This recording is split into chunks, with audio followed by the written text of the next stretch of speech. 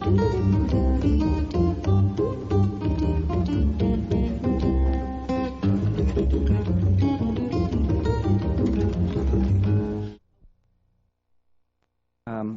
McKenna, should I describe him? I asked a number of people, and they looked puzzled and loped off. Finally, I managed to get a consensus, which is this, that Terence is an expert in Amazonian shamanism, a philosopher, and an explorer of altered states, the sort of thing we all do when we get home of an evening.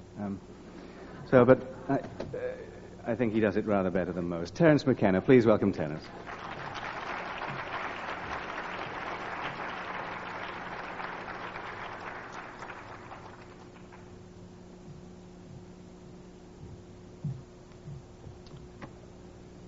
Well, I'm aware of how late in the day it is, and I know some of you must be double parked, so I'll make this as succinct as possible.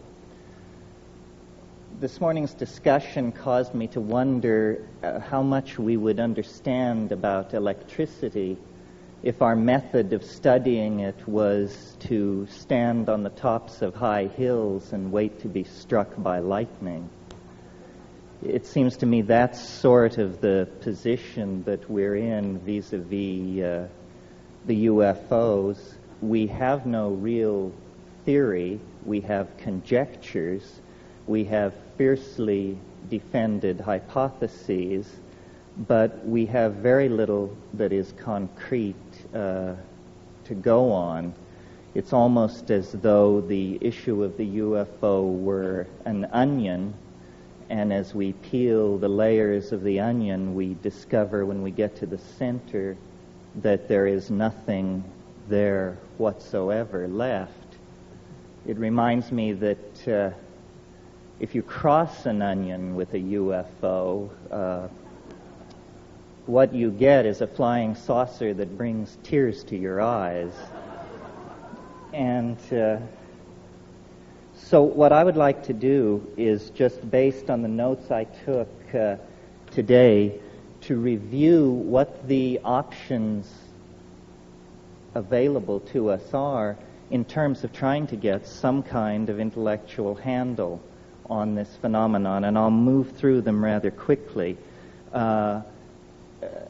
One possibility that I suppose is now out of fashion because it wasn't mentioned here today, other than what Jacques said about ball lightning and plasmas, is that the UFOs are somehow natural phenomena, perhaps piezoelectric forces that have an ability to interact with the delicate electrochemical machinery of the human nervous system to create an impression of hallucination or visitation or abduction. That's one possibility. The more serious contenders, as explanations, I think, fall into three categories. Is it us? Are we being visited? Or is there another tenant in the building that we are unaware of? And my own feeling about this tends to vacillate. I have had contact experiences. I have seen a UFO very close. I have met with entities from other dimensions, and it has not impelled me to take a strong position. I've paid very close attention when these experiences were happening to me, and there always seem to be loose ends that argue against whatever hypothesis seems currently most attractive. And though Jacques didn't mention it today, I recall in his book, The Invisible College, he stressed the absurdity that seems to attend the contact experience, that if the contactee will truly tell the unvarnished truth, then there will be elements in the story which will make the contactee look like a moron.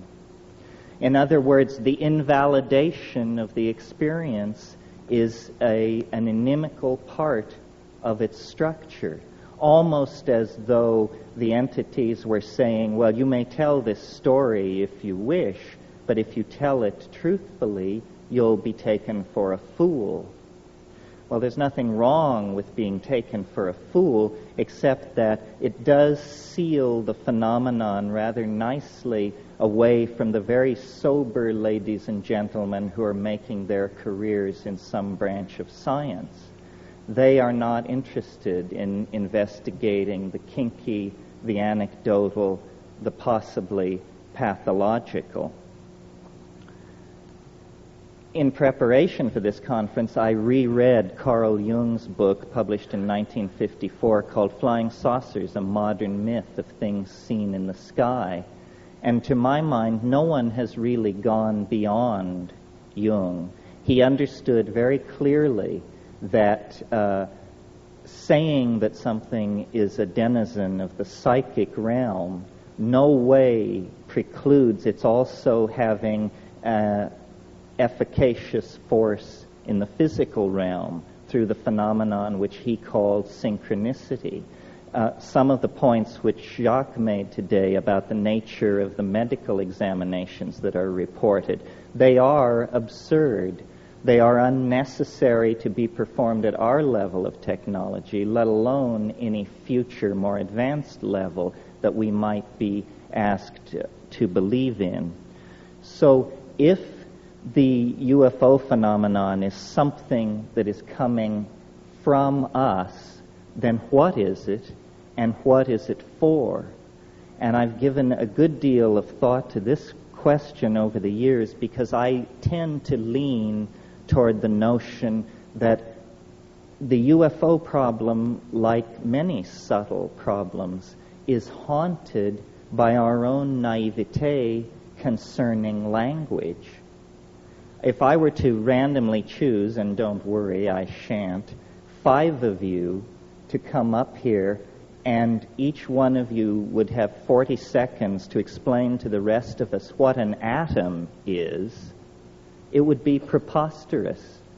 None of us know. I doubt there's a person in this room who can give an account of the atom that tallies with the quote-unquote orthodox description of the atom.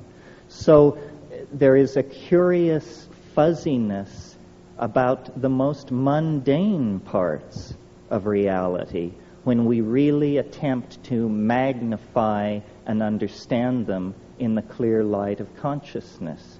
How much more ambiguity there is then, naturally, attendant upon the examination of any kind of phenomena which are rare or tend to be fringy. So it isn't a matter of achieving consensus over the UFO. We can't even achieve consensus about what constitutes a decent souffle. So this passionate desire to drag us all under the umbrella of a single explanation is, I think, missing the point. To my mind, if the UFO phenomena is something arising out of the superego of the human psychic organization, then we should ask why. What is it doing? And I don't want to sound like a public relations agent for Jacques Vallée, but to my mind, with the exception of Jung, Jacques is the only commentator on the phenomenon who has really pushed the frontier back. To my mind, in The Invisible College, when Vallée says, in looking at the effect, not asking the question, what is it, but what does it do, you very quickly see what the flying saucers are doing. What they are doing is eroding faith in science. They are an antidote to the scientific paradigm that has evolved over the past 400 years and which has led us to the brink of global catastrophe.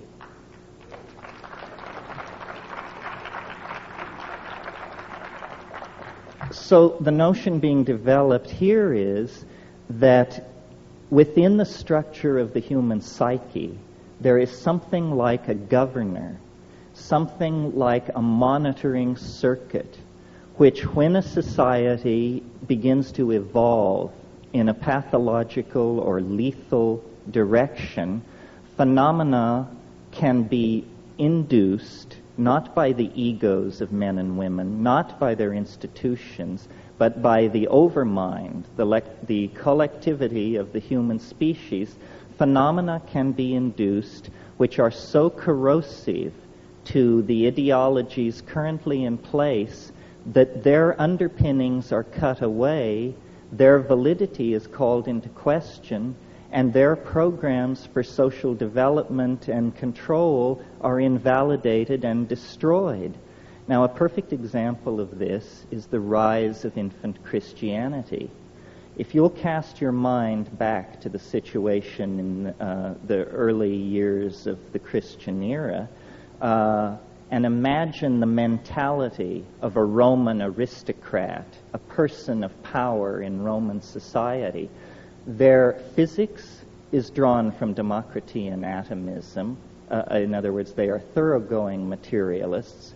Their social theory is drawn from Epictetus and Plato. They are, in fact, extremely modern people by our own standards.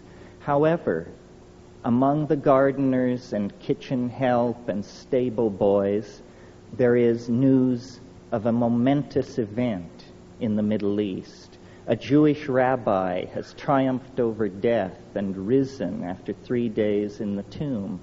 Should the master of a Roman household have caught wind of this kind of superstitious talk among the help, he would have just dismissed it with a sneer. What a preposterous idea. And it is a preposterous idea. Nevertheless, the fact that an idea is preposterous has never held it back from making zealous converts. And within 120 years after the Annunciation of the birth of Christianity, its missionaries were beating on the gates of Rome, attempting to convert the emperor. Now I see a similar situation in the modern context, that rationalism, scientific technology, which began and came out of the scholasticism of the Middle Ages and the quite legitimate wish to glorify God through an appreciation of His natural world, turned into a kind of demonic pact, a kind of descent into the underworld, a nekeia, if you will, leading to the present cultural and political impasse that involves massive stockpiles of atomic weapons, huge propagandized populations cut off from any knowledge of their real histories, male-dominated organizations plying their message of lethal destruction and inevitable historical advance. And into this situation comes suddenly an anomaly, something which cannot be explained. I believe that that is the purpose of the UFO, to inject uncertainty into the male-dominated, paternalistic, rational, solar myth under which we are suffering.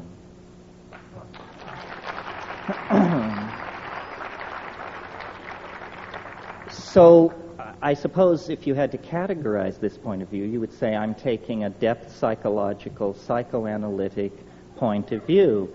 What I'm saying is that the UFO is nothing more than an assertion of herself by the goddess into history, saying to science and paternalistically governed and driven organizations, you have gone far enough.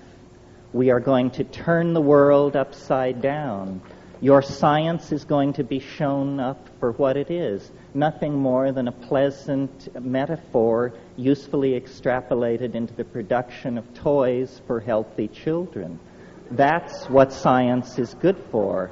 It is not some meta-theory at whose feet every point of view from astrology to acupressure to channeling need be laid to have the hand of science announce thumbs up or thumbs down.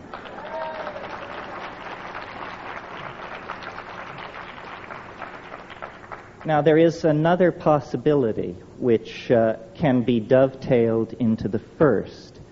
It is that it is not so much the oversoul or the superego of the human species which is responsible for stopping scientific masculine paternalism in its tracks, but rather that, unbeknownst to self-absorbed and myopic human beings, we have always shared, or at least for a very long period of time, have shared this planet with another intelligent species, another entity, which may have been perfectly content to allow us to abide in our ignorance of its presence until the point where it came to its awareness that our style was toxifying, ruining, raping, and perverting the planet. And at that point, this thing springs into action with similar end results as the previous scenario, the invocation of the superego. It's astonishing to me that in the 45 years that the UFO, are we being visited question has been kicked around, I have never seen in any UFO book or publication the suggestion made that if we believe we are being visited by organic, intelligent life forms from some other dimension or place in the galaxy, then we should very, very thoroughly examine the ecology of this planet for traces of its presence. What assurance do we have that the several million life forms that we know to exist on this planet all evolved here? Do we have any assurance? There are ways to gain that assurance by doing comparative DNA sequencing and this sort of thing. Some of you may know my own position, or one of my positions, which is that plants and fungi containing psychoactive compounds are extremely viable candidates for extraterrestrial intruders into the environment of this planet. And this is not to put down Whitley's story, which is a very interesting story, but had he prefaced his story with the comment that before it all happened he took 5 grams of mushrooms, I doubt he could have sold it to his mother. Because in the world where mushrooms and other psychedelic plants are imbibed, such stories are commonplace. It's no big deal.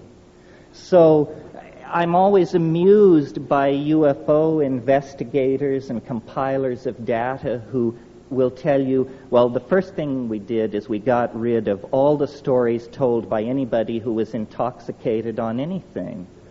It seems to me that move has probably absolutely precluded any possibility of understanding what is going on.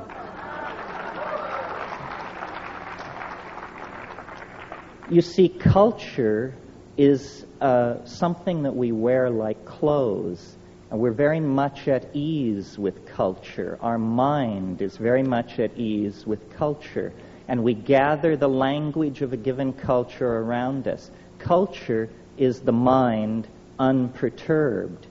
When a shaman or an ecstatic visionary goes into the wilderness and through ordeal or yogic practice or breath control or the taking of a psychoactive substance perturbs the mind, then we see what the mind is out naked, undressed from the clothing of language and convention.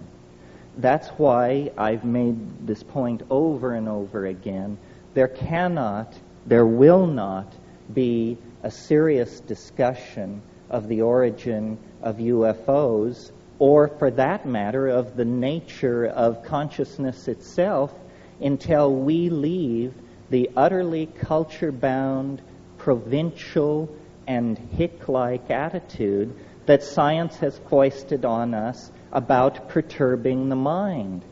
Without the use of psychedelic substances, I think solving the UFO dilemma is going to be as thankless a task as attempting to understand the nature of the universe without availing yourself of the use of a telescope. It is simply tying our hands behind our backs. Now, there is a third possibility, which is the one that is the more commonly entertained notion, which is simply that we are being observed by intelligent life forms that evolved somewhere else in the galaxy. They have quarantined our planet to keep us from being agitated by their presence, and they will eventually reveal themselves.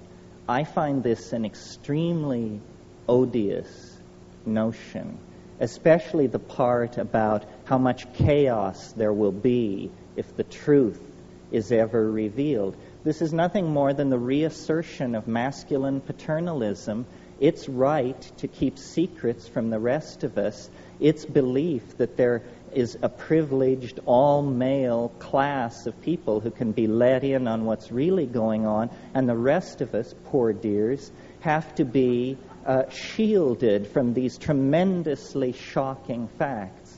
I discussed this once with an entity, and it said to me, well, you know, we've disguised ourselves as an extraterrestrial invasion so as to not alarm people with what's really going on. We're getting close to the end, folks. There is a fourth possibility, which I mention only in the interests of thoroughness, which is that these entities and their vehicles are not spacecraft at all, but are in some sense time craft, and that we may be the tremendous sense of empathy with these quite physically unusual beings may arise out of the fact that we're looking into the faces of our great-great-great-grandchildren, who may be emanating back through time, carrying the message, a message about some sort of future event or situation that lies many centuries downstream from us, but that is of such import that from that point, agents are moving backward and possibly forward through time, spreading the news of some kind of mode shift. This doesn't seem to me to be impossible. However, based on my own experience, which is what I think this thing really comes down to, because what we have in the UFO issue is an official position supported by scientists, whether they be Neanderthal right-wingers or doctrinaire Marxists or whatever, a conspiracy of consensus against the personal experiences of individual human beings who are told, well, what you're saying happened to you can't have happened. You are insane, you are mentally ill, you are mistaken. So what we really have here is a political issue. Which do you believe? Your perceptions, memories, and expectations aided by your intellect, or some kind of utterly abstract, official, doctrinaire, sexist philosophy laid on from above? So I think really what the saucers do, if you accept their presence, is they empower us. They empower us to see science for the shell game that it is, to see the past 400 years of Western culture for the pathetic narrowing of the spectrum of allowable phenomena that it is, to the point where people think that if you can't bang on something with a hammer, it isn't real, which to me is just wild talk. I can't even imagine where that kind of thing is coming from. So I think, and I'll just leave you with this final thought, that in lieu of the repression, and it is a repression throughout this century, of legitimately available ways of exploring the modalities of consciousness, and by that I mean psychoactive compounds, the repression of those compounds and their use by science has created a neurotic energy dynamic in the mass psyche, and the mass psyche has begun to hallucinate because the destiny of human beings is to live in the imagination in the hands of the goddess. And wherever that thrust is impeded, psychopathy will result. There will be neurosis, there will be psychic epidemic, there will be confusion. So I believe that until we form a resolution to conduct an unfettered and mature exploration of the human psychology using all the tools available to us, that the skies of Earth will continue to be haunted by flying saucers. They will continue to be haunted by flying saucers and their denizens because they are symbols of our infantilism, of our sense of loss, of our incompleteness. And we can heal that breach by simply recognizing that the true mystery lies within us. The true mystery is in the mind, and its historical promise is the transformation of our society through the abandonment of reason as it has been narrowly defined by this extremely solar, masculine, paternalistic, materialistic legacy that we are the victims of. Well, I could talk for a long time, but I think that's it in a nutshell. Thank you. Thank you.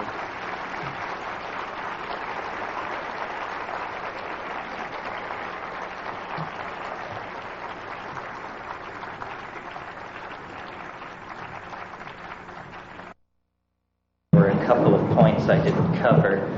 Before I get into that, though, I would like to thank and call attention to the magnificent accomplishment of Elise Agar and the Omega Foundation.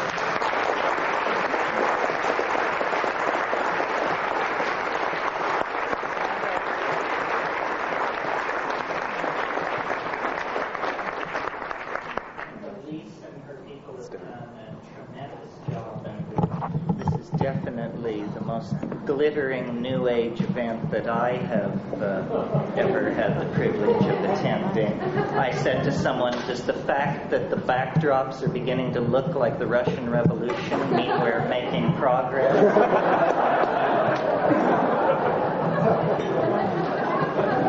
Can you all hear me? Put it up a little bit. Set it up. Can do that a little bit. How's that? All right. Okay.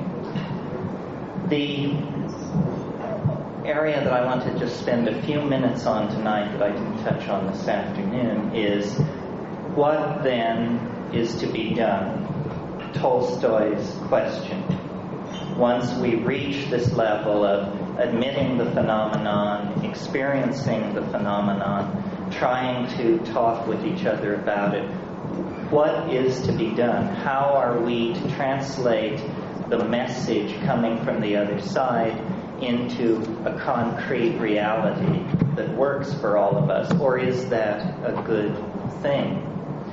And my take on this, which is nothing more than my take on it, is that what we are involved in and with in the UFO phenomenon is an extremely poignant and intense effort to end our alienation from the unconscious.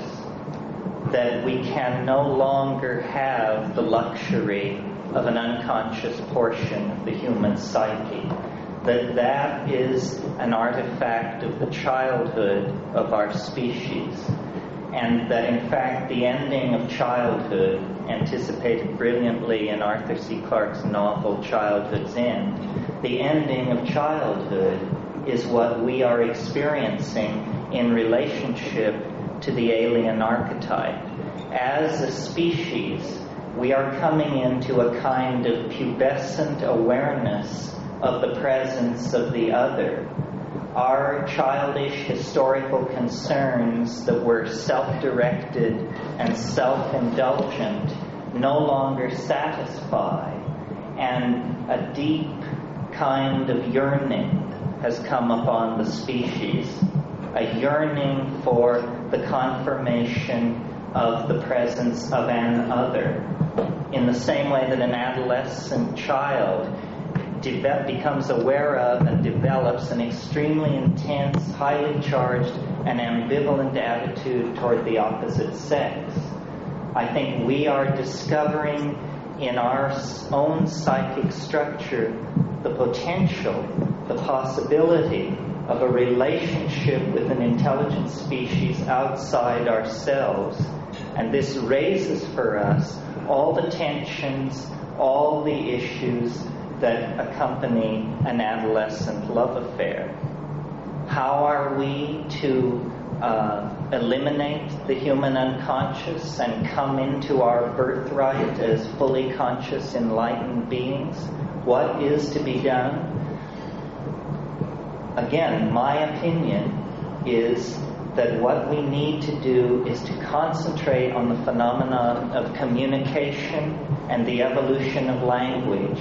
We have been far too naive about the role that language has played in the construction of reality at its center, let alone off on the fringes with the elves and the fairies and the UFOs. We need to test the envelope of language. We need to perfect the fine idea of being able to communicate with each other. At the moment, and I think we proved it at this conference, it's nothing more than a fine idea. I felt before I came to this meeting that we would all sit down in a room and make great progress in about an hour toward understanding the phenomenon. And then I discovered that we were all, including myself, heavily freighted with linguistic momentum, the power of our own metaphors to carry us past the opportunity to listen to what other people were saying. And so I think that what we are dreaming of is a common language. And what the saucers are attempting to teach is the modality of a linguistic transformation in the direction of a kind of communication that is not dependent on culturally sanctioned dictionaries, but that is in the bones, in the neurons, in the synapses, so that the ambiguity which attends all our discussions about reality will be purged from our worldview. This is the essence of falling in love. One definition of falling in love is nothing more than lifting the veils of misconception between two entities and still being able to go forward towards some kind of union. So I really believe that we have moved so far from an awareness of the feminine portion of our psyche that now the thing dearest to us and closest to us must present itself in consciousness under the guise of an extraterrestrial or interdimensional invader. It's a comment on the alienation of our era. And the way this schism can be breached, the way this psychic wound can be healed, and a kind of species-wide individuality emerge is through taking control, conscious control of the evolution of language. This means paying a great deal more attention to what we say to each other, to linguistic intent, I think that the main legacy of the 1960s into the 80s was a legacy of language transformed in the direction of feeling. To me, the most shocking part of the male dominance of our worldview is the paucity in our language of terms that convey emotion. We have 500 words for the components of a steering mechanism. We have 5 words for emotions. Each one of us is a swim in a concatenation of emotionally subtle wave phenomena that come and go just below the surface of our awareness. But if any one of us turns to another and says, "How are you doing?" the answer is, "Fine, fine, yourself." This is presenting a tremendous barrier to us to the expression of our wholeness. And I'm completely willing to line up behind Carl Jung on the notion that the UFO is an expression of our longing for wholeness. In principio et verbum, et verbo caro factum est. In the beginning was the Word, and the Word was made flesh. In other words, if you were an actual extraterrestrial standing off in a spaceship looking down on this planet, you would not see the strivings of individual species. You would not even see the great classes of organized organic life. What you would see instead is a gene swarm, a language frenzy, the coding of meaning in genes, in words, in architectonic productions, in poetry. What is happening on this planet is the self-reflecting genesis of communication for itself. It is language, somehow, that is loose in our species, on our planet, within and without the flying saucer. So, communication, which we take astonishingly for granted, considering the very basic kinds of needs that we communicate to each other, is actually the great frontier of our spiritual becoming. It seems to have passed right by us that we already possess a form of telepathy. That the miracle of communication involves the fact that I make small mouth noises and you instantaneously consult the culturally sanctioned dictionary, and out of your dictionary you construct a map of my linguistic intent, and then through a series of grunts and nods we assure each other that we know what we mean. So, in a sense, I said this afternoon that the UFO was here to confound us, to confound science. On another level, like the psychedelics, it is here to catalyze a finer evolution of communication, to goose us toward a little tighter epistemic and ontological definition of the business of communicating with each other. If we could refine our channels of communication, we would coalesce into the kind of omnipotent, extra-worldly organism that we anticipate in our vision of the flying saucer. So I think really the flying saucer has become the guiding image of our own cultural evolution. We are going to live in the imagination. This planet is involved in a birth process. There is nothing unnatural about what is going on this planet, and there is nothing unnatural or inappropriate about us. It's simply that the planet has carried us to term. We are now ready to leave the womb, and the womb is in danger of toxemia if we in fact do not leave it. We have passed into a new kind of time where the separation of our species from the planet that gave us birth is a necessity for the survival of both parties. And like any birth, it is a moment of crisis. It can end in catastrophe, and perhaps the saucers stand off to perform a necessary cesarean if things really turn into chaos. Many contactees report an apocalyptic scenario involving the saucers taking everybody away in the wake or in the imminence of a thermonuclear exchange. However, the mature way, the self-reflective way, the dignified way out of this cultural impasse, out of this global standoff, is for us to take seriously on a personal level the possibility of evolving our communications with each other so that we actually become the loving family of the goddess, the planetary organism that we all feel ahead of us in the future, casting an enormous shadow back over the historical landscape. Eventually, and when is up to us, it will no longer be a higher dimensional object throwing a shadow into the flat dimensions of history. It will be instead a transcendental object made manifest. We are, in fact, on the brink of great changes.